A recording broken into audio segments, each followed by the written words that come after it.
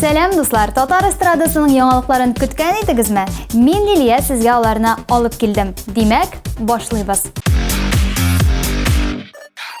Күптән түгел генә танылган җырчы Ләйсән Гыймаева олы кызлары белән Мәскәүдә ял итеп кайткан иде.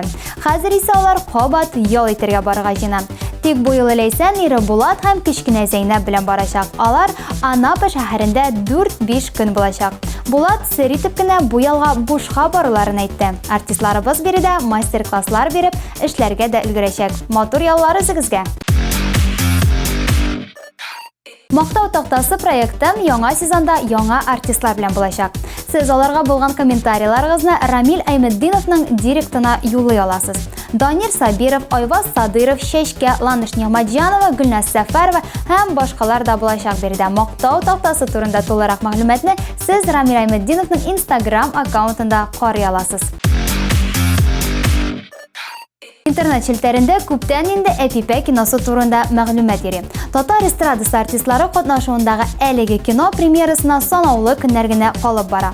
Алсу Әбелханова, Дилә Нигъмәтуллина, Фирдус Тимаев һәм башкалар Әпипә мюзикл дип аталган кызыклы тамаша тәкъдим итәчәк. Ришат Төхвәтуллинның күптәннән инде яңа җырлары ишетелми. Моның сәбәбе дә билгеле булды. Күрәсең, Ришатның яңа җырлар тәкъдим итә алмавында саунд-продюсер Марат Мухин гаепле икән. Җырчы 2 ел чиратта тордым Марат Мухинда, әле миңа чират җитмәде дип пост урнаштыргач, без Маратның туры үзе белән элемтәгә керергә булдык. Тик ни кызганыч, ул телефонын алмады. Бүгенгә җитеп торыр кайнар һәм кызыклы яңалыкларны шоу без тапшыруыннан карап белә аласыз. Киләсе очрашларга кадәр пока-пока.